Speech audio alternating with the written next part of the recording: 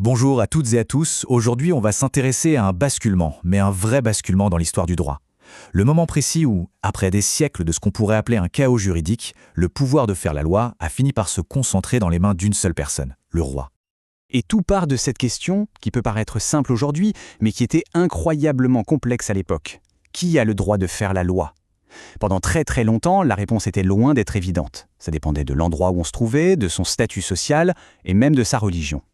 Pour bien saisir l'ampleur de la révolution qui s'annonce, il faut d'abord se plonger dans le monde d'avant. Alors allons-y, faisons un petit voyage dans le temps, direction le paysage juridique du Moyen-Âge. Un monde où l'idée même d'une loi unique pour tous, elle n'existait tout simplement pas. Ce phénomène porte un nom, le pluralisme juridique. Il faut s'imaginer un royaume où la loi pouvait changer juste en traversant une rivière. Un monde où les règles n'étaient pas les mêmes selon qu'on était un noble, un paysan ou un membre du clergé.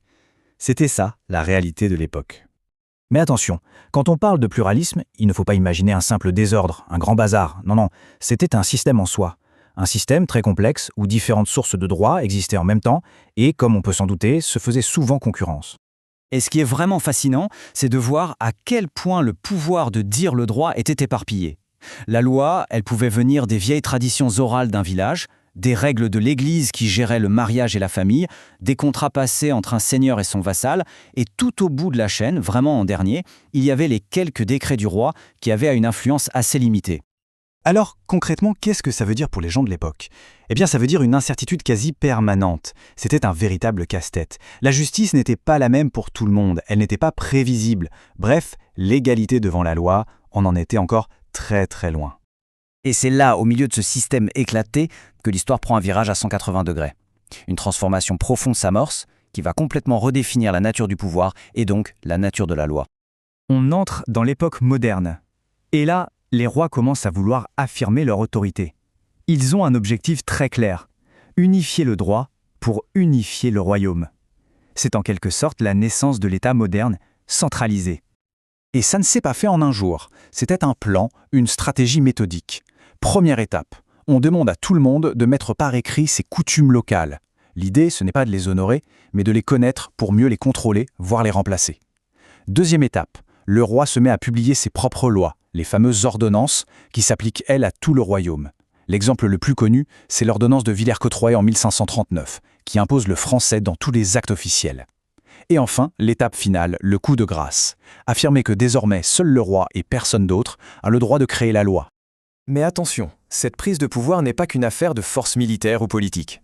Pour que ça marche, pour que ce soit accepté, il fallait une idée nouvelle et extrêmement puissante pour tout justifier. Et cette idée, là voici, c'est la souveraineté. Ce concept, théorisé notamment par Jean Bodin, c'est ce qui va tout légitimer. Il dit quoi? Il dit que le souverain, donc le roi, est au-dessus de tout et de tous. Il n'a de compte à rendre à personne sur terre et sa volonté devient la loi. C'est une véritable bombe intellectuelle pour l'époque. D'accord, on a donc un système plus simple, plus unifié, plus ordonné. Mais toute médaille a son revers. Cette centralisation a eu un coût et il est important de s'y arrêter. Alors quelles sont les conséquences de cette transformation? Le changement est vraiment radical. C'est un renversement complet de perspective. Avant, la loi venait d'en bas, elle émergeait des pratiques de la société. Après, elle est imposée par le haut, par une autorité unique et centrale. La source même du droit a complètement changé. Et donc, la fonction de la loi change elle aussi. Elle ne sert plus seulement à régler les conflits entre les gens, elle devient l'instrument principal du pouvoir. Un outil entre les mains de l'État pour gouverner, pour administrer, pour unifier son territoire. Et voilà le prix à payer. C'est tout le paradoxe de cette nouvelle situation.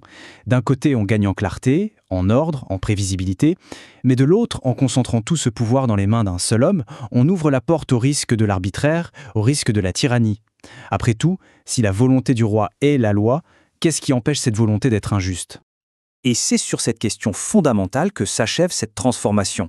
Si la loi est devenue l'instrument du pouvoir de l'État, qui ou quoi peut protéger les individus contre ce même État? Cette question, elle va hanter les siècles suivants et il faudra attendre une autre révolution, celle des Lumières, pour commencer à y apporter des réponses.